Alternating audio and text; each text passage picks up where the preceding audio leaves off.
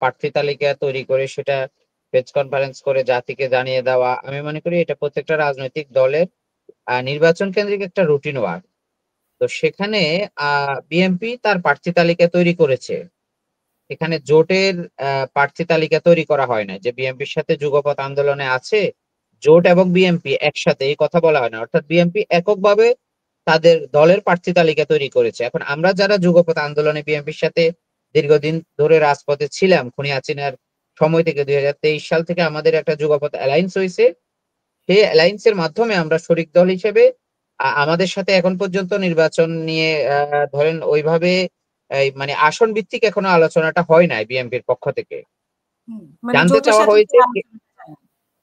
না, জানতে জোট চাওয়া হয়েছে, মতামত নেওয়া হয়েছে কে কোন আসনে নির্বাচন করতে আগ্রহী, কিন্তু কাকে কোন আসন দেওয়া হবে, কোন দলকে কত আসন ছাড়বে, এটা শরিকদের জন্য বিএনপির পক্ষ থেকে এখনো বলা হয় নাই।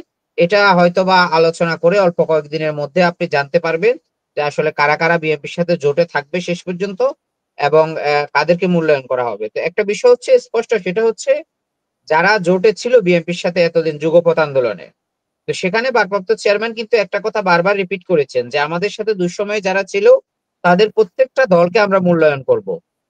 মূল্যায়ন তো একটা রাজনৈতিক দলকে মূল্যায়ন তো হচ্ছে আপনার নির্বাচনের মধ্য দিয়ে, অন্য আদারওয়াইজ এই মানে এই মূল্যায়ন ছাড়া আর কোনো মূল্যায়ন থাকে না। যেহেতু প্রত্যেকটা দল নির্বাচন কেন্দ্রিক জনগণের কাছে যায় এবং প্রত্যেকটা দল কিন্তু রাজনীতি করবে, অর্থাৎ রাজনৈতিক দলগুলোর মূল্যায়নটা হচ্ছে নির্বাচন কেন্দ্রিক। তো এটা আমি মনে করি যে উনি যেহেতু দায়িত্ব নিয়ে বলেছে আমাদের জোটের অভিভাবক হিসেবে, এটা আমি মনে করি যে উনি তার এই যে কমিটমেন্ট সেটা ব্রেক করবে না। উনি প্রত্যেকটা যুগপথের শরিক দলকেই উনি মূল্যায়ন করবেন এক বা একাধিক ভাবে। অর্থাৎ কাউকে একটা দিবে, কাউকে দুটা, কাউকে তিনটা, এভাবে যার যার যে যে আসনে ধরেন জিতে আসার মতো ক্যান্ডিডেট আছে সেখানে আমি মনে হয় যে এটা মূল্যায়ন করবে। করে বসে নির্বাচনের আগে হয়তো চূড়ান্ত প্রার্থীতা ঘোষণা করা হবে যে বিএনপি সহ এই সমমনা জোটের এই প্রার্থী তালিকা। এটা আমার মনে হয় এটা হবে। এটা হচ্ছে এখন যেটা হচ্ছে এটা প্রাথমিক তালিকা। তো এই তালিকায় আমার জানা মতে যে আসলে বিএনপির অনেক প্রার্থী যারা ত্যাগী ছিল, এরকম অনেক প্রার্থী বাদ গেছে এই তালিকার মধ্যে, মানে তাদের নাম উল্লেখ করা হয় নাই। তো কি কারণে করা হয় নাই আসলে সেটা তো বিএনপি ভালো জানে, যেহেতু তাদের দলের বিষয়। আর আপনি যেটা বললেন যে আমাদের যুগপথের অনেকের নাম বাদ গেছে, বিষয়টা এমন না। আমাদের যুগপথের প্রার্থী তালিকা না এটা, এটা হচ্ছে শুধু এককভাবে বিএনপির প্রার্থী তালিকা। যুগপথের প্রার্থী তালিকা সহ বিএনপি চূড়ান্ত ভাবে প্রার্থী তালিকা ঘোষণা করবে, সেটা এখনো করা হয় নাই। আর এই প্রার্থী তালিকা ঘোষণার সময় কিন্তু মহাসচিব বলেছেন প্রথমার্ধে যে আমরা যুগপথে যারা শরিক দল আছে তাদের সাথে বসে আলাপ আলোচনার মধ্য দিয়ে এই সম্ভাব্য প্রার্থী তালিকা থেকে কমবে বাড়বে সেটা চূড়ান্ত হবে পরে, এটা কিন্তু উনি বলেছেন। তা আমি মনে করি যে আসলে রাজনৈতিক দলগুলো বিশেষ করে প্রার্থী বাছাইয়ের ক্ষেত্রে সৎ, যোগ্য, মেধাবী, অর্থাৎ খুনি হাসিনার আমলে যা হয়েছে রাজনীতিবিদদেরকে বাদ দিয়ে ওভারটেক করে ব্যবসায়ীদের হাতে রাজনৈতিক নমিনেশন তুলে দেওয়া, সত্যিকার অর্থে বা যার মাসল পাওয়ার আছে, যে এলাকায় সন্ত্রাসী মানে চাঁদাবাজ হিসেবে পরিচিত, তাকে নমিনেশন দেওয়া, এগুলো হচ্ছে এই তরুণ প্রজন্ম ধরেন এটা পজিটিভলি নিবে না। আমি আপনাকে এটা চ্যালেঞ্জ করে বলতে পারি এই নির্বাচনে যেই রাজনৈতিক দলই সরকার গঠন করতে চাক না কেন, মানে তরুণদের মতামত ছাড়া কেউ সরকার গঠন করতে পারবে না। অর্থাৎ মেজরিটি পার্সেন্ট তরুণদের ভোট যে কাস্ট করতে পারবে সেই দল সরকার গঠন করতে পারবে।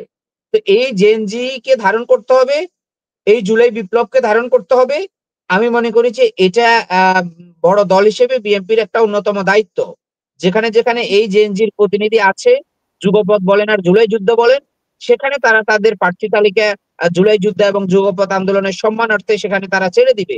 এটা বড় দলের দায়িত্ব। ছোট দলগুলোকে রাজনীতির মাঠে সহযোগিতা করা বড় দল হিসেবে এটা বিএনপির আমি মনে করি যে দায়িত্ব। এবং আগামী দিনে যে নির্বাচন হবে সেই নির্বাচনটা আমরা 5 তারিখের পরে অবাধ, সুষ্ঠু, নিরপেক্ষ নির্বাচন দেখতে চাই।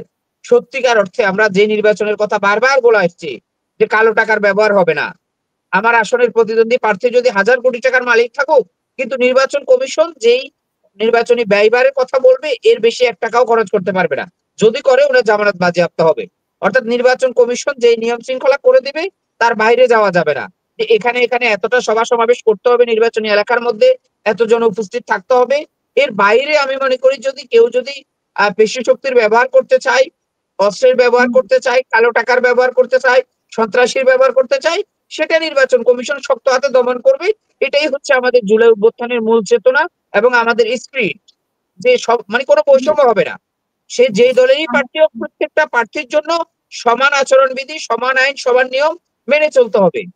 এটা আমি মনে করি যে এই সরকার দায়িত্ব নিয়ে করবে, এবং নির্বাচন কমিশনও বারবার বলে আসছে যে আমরা অতীতের থেকে একটা অবাধ সুষ্ঠু নিরপেক্ষ নির্বাচন করব, যেটা রেকর্ড হয়ে থাকবে। এবং আমাদের প্রধান উপদেষ্টা কিন্তু প্রফেসর মোহাম্মদ ইউনূস বারবার ঘোষণা দিয়েছে যে আমরা এমন একটা নির্বাচন করব যেটা মানে রোল মডেল হয়ে থাকবে। তা আমরা সেই নির্বাচনটাই দেখতে চাই, এবং আমরা আশা করছি ফেব্রুয়ারির প্রথমার্ধে এই নির্বাচনটা হবে। এখানে বিন্দুমাত্র কারো বিচলিত হওয়ার কোনো সুযোগ নেই যে নির্বাচন হবে কি হবে না, নির্বাচন পেছাবে কিনা, এই প্রশ্ন এখন আর নাই। এখন জাতি নির্বাচনের ট্রেনে উঠে গেছে, প্রার্থীতা ঘোষণা হয়ে যাচ্ছে, সুতরাং ইলেকশন কিন্তু ফেব্রুয়ারিতে হবে।